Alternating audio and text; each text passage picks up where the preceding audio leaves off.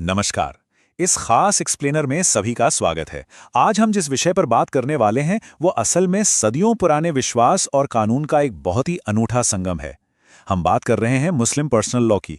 इसे कानूनी जीवन का चक्र कहना बिल्कुल सटीक होगा। क्यों? क्योंकि ये सिर्फ नियमों की कोई बोरिंग किताब नहीं है, बल्कि एक ऐसा पूरा ढांचा है जो किसी भी इंसान के जन्म से लेकर उसकी शादी, परिवार, संपत्ति और यहां तक कि मृत्यु के बाद के पड़ावों को भी गाइड करता है। तो चलिए बिना किसी देरी के इस बेहद दिलचस्प सफर की शुरुआत करते हैं और समझते हैं कि आखिर ये कानूनी चक्र काम कैसे करता है। इस सफर में हम 5 मुख्य पड़ावों से गुजरेंगे। पहला, इस कानून की उत्पत्ति और इसकी विचारधाराएं। दूसरा, विवाह यानी शादी का अनुबंध। तीसरा, तलाक और भरण पोषण। चौथा, संपत्ति के उपहार और वसीयत। और पांचवा, संरक्षकता और वक्फ। चलिए आगे बढ़ते हैं। तो शुरुआत करते हैं खंड 1 से, कानून की जड़ें, इसकी उत्पत्ति, स्रोत और विचारधाराएं। तो बात ऐसी है कि इस कानून की हायरार्की बिल्कुल शीशे की तरह साफ है। सबसे ऊपर आते हैं प्राथमिक स्रोत, जिनमें कुरान सर्वोच्च है। इसे इस पूरे ढांचे का ग्रैंड नॉर्म यानी सबसे मूल आधार माना जा सकता है। इसका सीधा सा मतलब यह है कि आगे चलकर बनने वाला कोई भी नया नियम कुरान के मूल सिद्धांतों के खिलाफ बिल्कुल नहीं जा सकता। इसके ठीक बाद आती हैं पैगंबर की परंपराएं, जिन्हें सुन्नत कहा जाता है। फिर वक्त के साथ समाज की भलाई के लिए कुछ आधुनिक स्रोत भी जुड़े, और सबसे आखिर में आते हैं राज्य द्वारा बनाए गए कानून, जैसे कि शरीयत अधिनियम। अब आते हैं एक बहुत ही अहम ऐतिहासिक मोड़ पर। मुस्लिम कानून में 2 सबसे प्रमुख विचारधाराएं हैं, सुन्नी और शिया। इनका विकास दरअसल उत्तराधिकार के सवाल पर हुआ था। पैगंबर के बाद उनका उत्तराधिकारी आखिर होगा कौन? इस एक सवाल ने 2 अलग रास्ते तय किए। एक वर्ग का मानना था कि उत्तराधिकारी चुनाव के जरिए चुना जाना चाहिए, और यहां से सुन्नी विचारधारा आगे बढ़ी। वहीं दूसरे वर्ग का पक्का विश्वास था कि ये हक सिर्फ रक्त संबंध यानी ब्लड लाइन के आधार पर होना चाहिए, जिसके चलते उन्होंने पैगंबर के दामाद अली को चुना। बस यहीं से शिया विचारधारा की शुरुआत हुई। मूल बातें दोनों की एक हैं, बस इस ऐतिहासिक मतभेद ने कुछ कानूनी नियमों में थोड़ा फर्क ला दिया। अब बढ़ते हैं खंड 2 की तरफ, विवाह का अनुबंध। कानूनी भाषा में निकाह दरअसल एक सिविल कॉन्ट्रैक्ट यानी नागरिक अनुबंध है। लोग अक्सर इसमें कंफ्यूज हो जाते हैं, पर सच तो ये है कि इसका मूल उद्देश्य समाज में रिश्तों को कानूनी रूप देना और आने वाली संतानों को वैधता यानी लेजिटिमेसी देना है। ये कोई विशुद्ध रूप से धार्मिक संस्कार नहीं है, बल्कि एक बेहद प्रैक्टिकल अप्रोच है। और यही प्रैक्टिकलिटी पति पत्नी के कानूनी दायित्वों को बिल्कुल साफ कर देती है। कोई रहस्य नहीं, सब कुछ बिल्कुल ट्रांसपेरेंट। चूंकि निकाह एक कॉन्ट्रैक्ट है, इसलिए इसको वैलिड मानने के लिए इन 4 बुनियादी शर्तों का पूरा होना लाजमी है। चलिए इन्हें देखते हैं। पहला, दोनों पक्षों में कॉन्ट्रैक्ट करने की क्षमता होनी चाहिए, यानी कम से कम 15 साल की उम्र और मानसिक रूप से स्वस्थ होना जरूरी है। दूसरा स्टेप है प्रस्ताव और स्वीकृति, जिसे आम भाषा में इजाब और कबूल कहते हैं। तीसरा, दोनों की तरफ से बिना किसी दबाव के बिल्कुल स्वतंत्र सहमति होनी चाहिए। और चौथा सबसे इंटरेस्टिंग पॉइंट, पत्नी को दिया जाने वाला आर्थिक प्रतिफल, जिसे मेहर कहा जाता है। लेकिन ध्यान रहे, कानूनी तौर पर सभी निकाह एक बराबर नहीं होते। एक सही यानी पूरी तरह से वैध विवाह सभी कानूनी अधिकार देता है। पर अगर शादी में कोई ऐसी गलती रह गई हो जिसे सुधारा जा सके, जैसे गवाहों की गिनती कम होना, तो उसे फासिद या अनियमित माना जाता है। इसे ठीक करके वैलिड बनाया जा सकता है। लेकिन अगर विवाह किसी कानूनी रोक के बावजूद किया जाए, जैसे करीब के खून के रिश्तों में, तो वह बातिल यानी शून्य है। इसका कानून की नजरों में कोई वजूद ही नहीं होता। इसके अलावा शिया कानून में एक मुता विवाह भी होता है, जो एक तय समय के लिए किया जाने वाला एक टेम्पररी कॉन्ट्रैक्ट है। अब थोड़ा विस्तार से बात करते हैं मेहर की। इसे गलती से भी सामाजिक दहेज समझने की भूल बिल्कुल नहीं करनी चाहिए। मेहर वो फाइनेंशियल अमाउंट या संपत्ति है जो पति शादी के कॉन्ट्रैक्ट के हिस्से के रूप में अपनी पत्नी को देता है। ये पूरी तरह से मैंडेटरी है। ये सिर्फ सम्मान का प्रतीक नहीं है, बल्कि औरत के लिए एक बहुत ही मजबूत फाइनेंशियल सेफ्टी नेट है। अगर पति मेहर नहीं चुकाता है, तो पत्नी के पास ये कानूनी अधिकार है कि वो अपने वैवाहिक दायित्वों को निभाने से इनकार कर दे और कोर्ट का दरवाजा तक खटखटा सकती है ना कमाल का कानून? आइए अब आगे बढ़ते हैं खंड 3 पर, रिश्तों का अंत यानी तलाक और भरण पोषण। जीवन के इस पड़ाव पर आकर रिश्ते टूटने के कानून को समझना जरूरी है। तलाक को मुख्य रूप से 2 हिस्सों में देखा जा सकता है।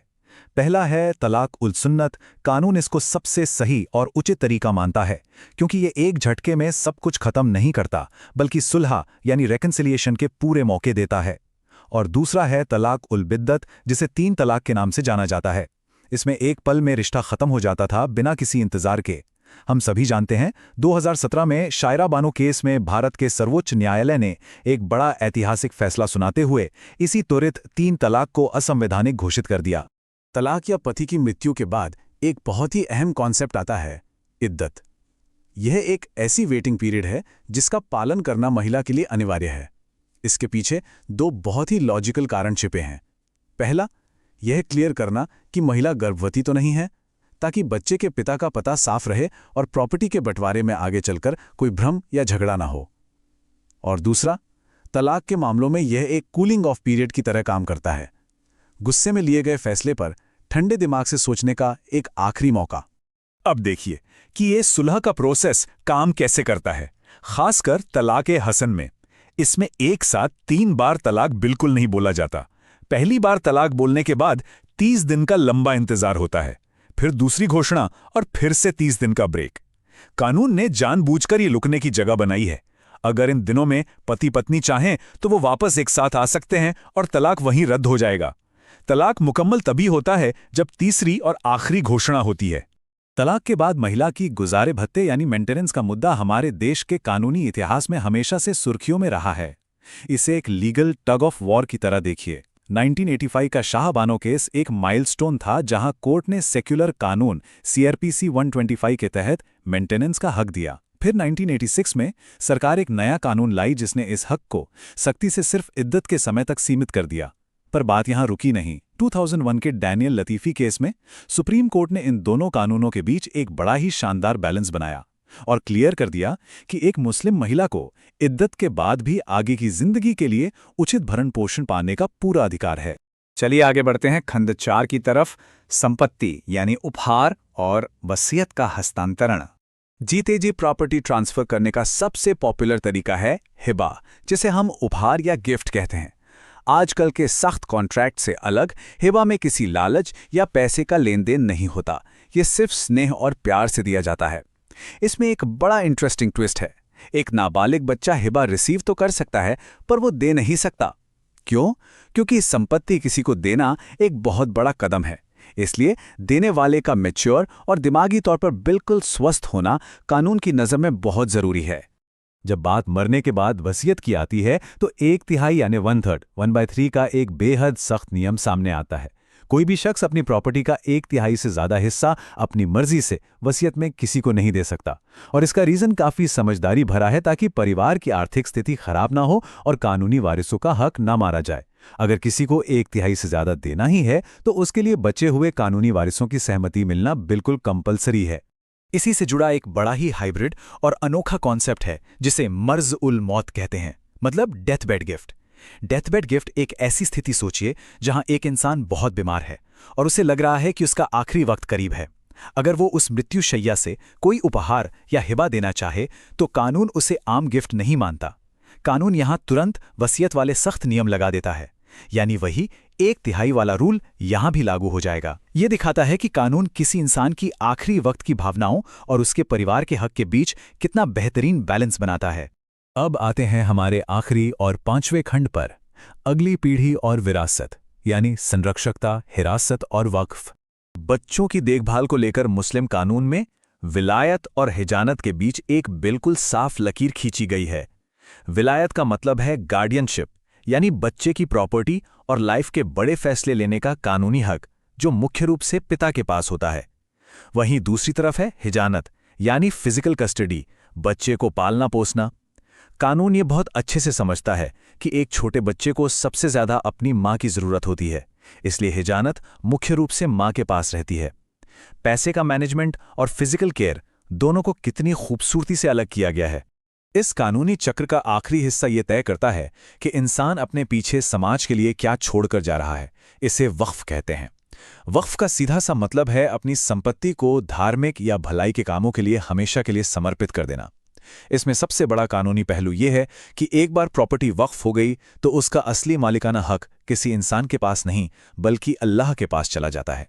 जो व्यक्ति उस प्रॉपर्टी की देखभाल करता है, जिसे मुतवल्ली कहा जाता है, वो सिर्फ एक मैनेजर या केयरटेकर होता है। वो जिंदगी में कभी उस जमीन या बिल्डिंग पर अपना मालिकाना हक नहीं जता सकता। तो ये था एक इंसान के पैदा होने से लेकर उसकी मौत और विरासत तक चलने वाला कानूनी जीवन का चक्र। हमने देखा कि कैसे ये ढांचा पुरानी आस्था और प्रैक्टिकल कानून का एक मिक्स्ड बैग है। लेकिन इस एक्सप्लेनर को खत्म करने से पहले एक बड़े सवाल पर विचार करना जरूरी है। जब हम इस चक्र की बारीकी और इसके पीछे के लॉजिक को समझते हैं तो सोचिए, एक आधुनिक धर्मनिरपेक्ष समाज यानी मॉडर्न सेक्युलर सोसाइटी इन सदियों पुराने आस्था पर आधारित कानूनों के साथ आगे चलकर कैसे तालमेल बिठाएगी। परंपरा और बदलाव के बीच ये रस्साकशी ऐसे ही